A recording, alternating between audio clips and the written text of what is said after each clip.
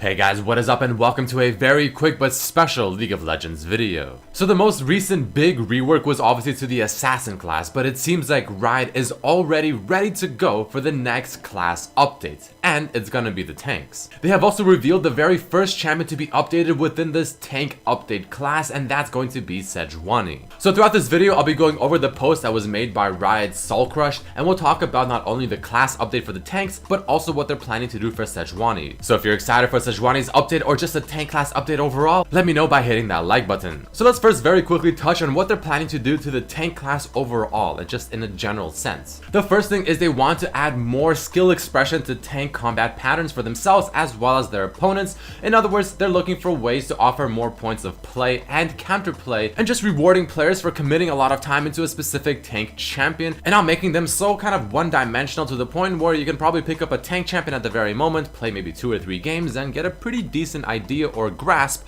on what you should do and how you should do it. So in other words, they want to add more depth to the tank champions. Following this, they're also trying to reduce the amount of reliable damage that tanks bring to the game, and instead they want to amplify their defensive and crowd control capabilities. Now the main thing that you want to tank for is of course to initiate, to soak up damage, and to bring CC to the high priority targets. Essentially, you want to be just a very annoying champion. But at the very moment, a lot of tanks, while being annoying, maybe like Nautilus and Maokai and many others, they'll still be able to do an insane amount of damage, a lot more than they should be. So they're offering a little bit too much, and Riot wants to kind of take out the power of their offensiveness and give more power to their defensiveness capabilities and what they should be doing. Again, soaking damage, initiating, and just offering CC. And last but not least, they're also trying to make each tank more unique. Now this is kind of an obvious thing. I mean, obviously they want to make each tank champion more unique to themselves and just, you know, having a reason to pick, for instance, Nautilus over Maokai or vice versa. But they also state how the Vanguard class in particular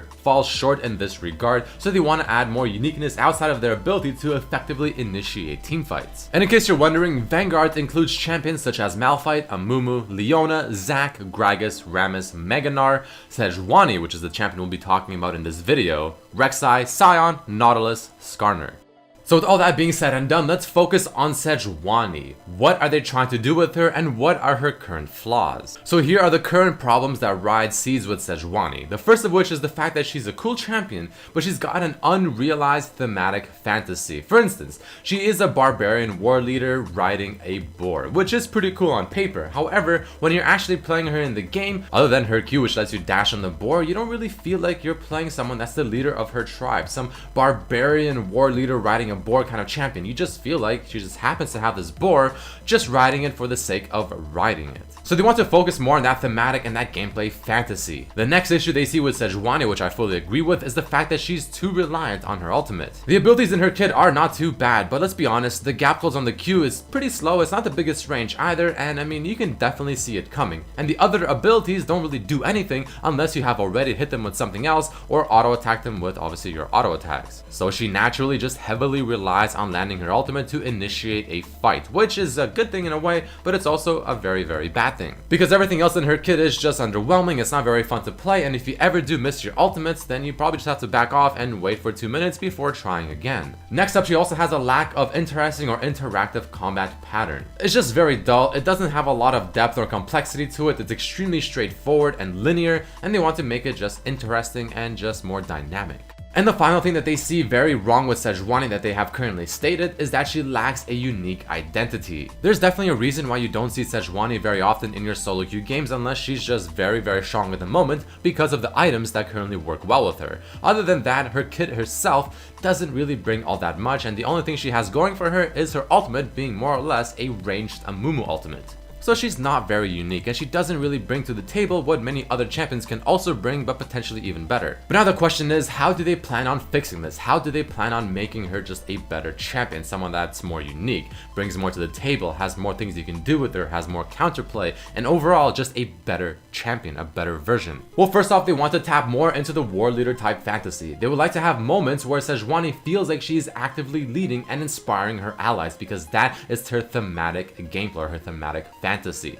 They would also like to add more elements to her kit that alludes to the Cavalier fantasy who is always on the move, ready to rush in on her opposition. She's not someone that just sits in the back like a ranged champion, throws in an ultimate, and if it lands then she'll consider going in. No, she has to be someone that uses her basic abilities to already put in that pressure, that engage type pressure, very similar to maybe like Hecarim, where she's just ready to jump into the middle of the fight and her ultimate complements her ability to already initiate it for her team. Next up, they also want to create a more engaging base combat pattern. This goes hand in hand with what I said earlier as to what they see wrong with SEJUANI. Her kit is extremely linear. They want to make it more interesting. They want to make it so that if you spend a lot of time playing the champion, you'll be able to do things that a normal person that just picked her up will not be able to do successfully, nor at all. And they want to make more counterplay for the champion as well, and not make her such a dull champion where she's pretty much required to be standing right beside her opponent, auto-attacking him in the face in order to really do anything else with her abilities. So definitely expect her ultimate to be a bit weaker, but in turn, her other three abilities and probably her passive to be much more impactful and bring more kind of interesting elements. Following this, like I said earlier, they want to make tanks deal less damage but be more as tanks, actually offer things that tanks should be offering, and not be these hybrid tanky damage dealing champions.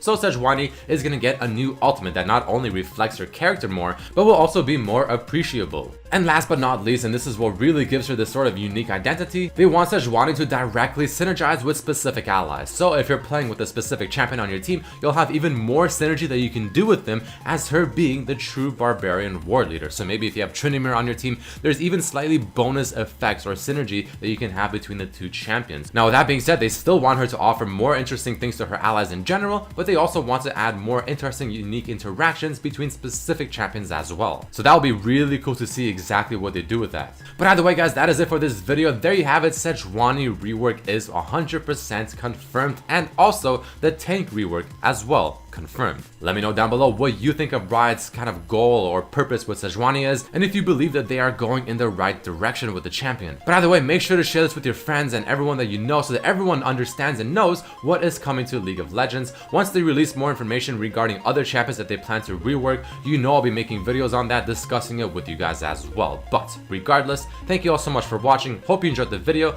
Like it if you did, subscribe if you haven't, and check out my other videos as well. Peace.